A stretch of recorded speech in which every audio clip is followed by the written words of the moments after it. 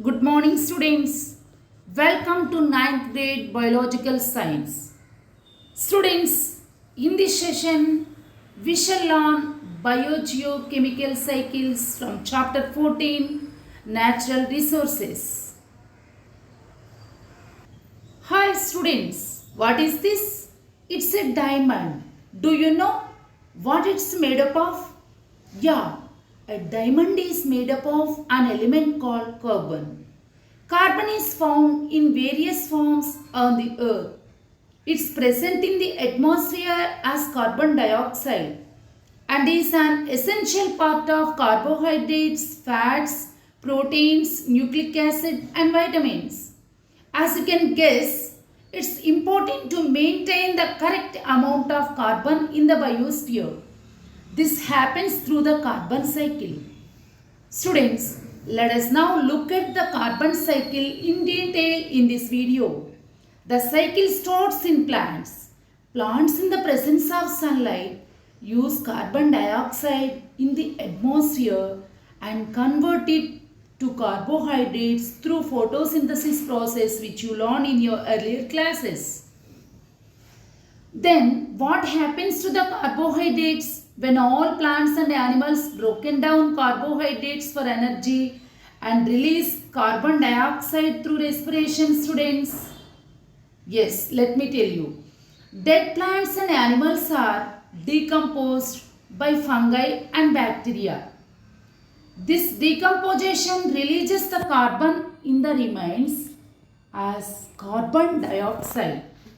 Students, here the dead plants and animals remains in the soil are converted into coal, petroleum and natural gases.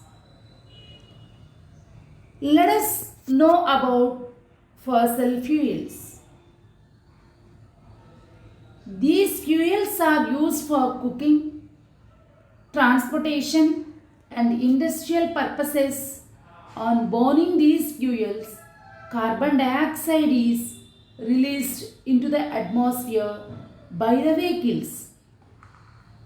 That is how the biological and the geological worlds come together to maintain the carbon balance in the biosphere.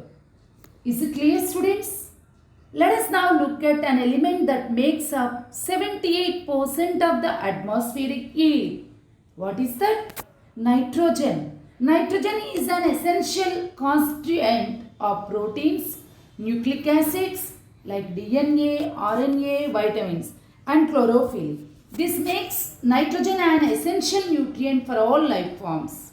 Interestingly, most living organisms cannot use nitrogen directly. So it needs to be converted into useful forms by the fixation either biologically or physically.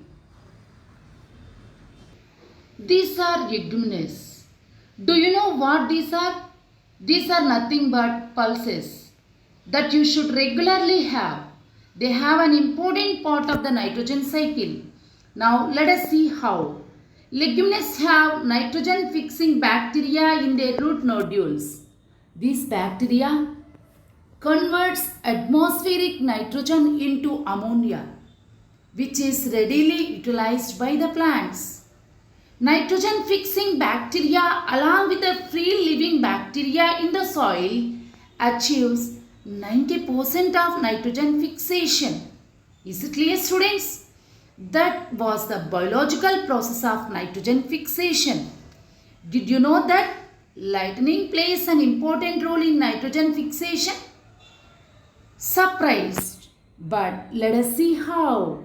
When lightning occurs the high temperature and presence.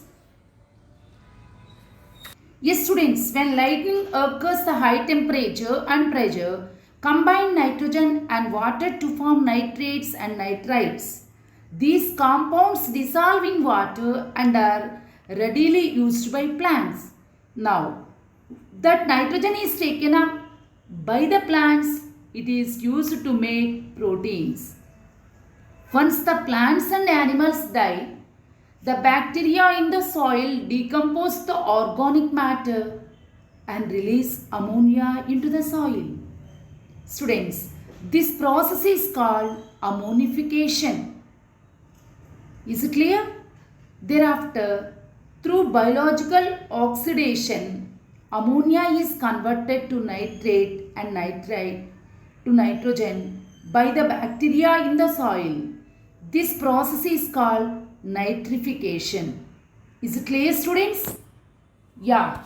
The nitrate and nitrites are finally converted to gases by detrifying bacteria. What is detrifying bacteria? Yeah, Rhizobium bacteria. Here's the cycle once again. Let me explain for you. The nitrogen cycle is the sequence in which nitrogen passes from the atmosphere to the soil and organisms and then is eventually released back into the atmosphere. Is it clear, students? Now, let us look at the other cycle which is important, like the oxygen cycle.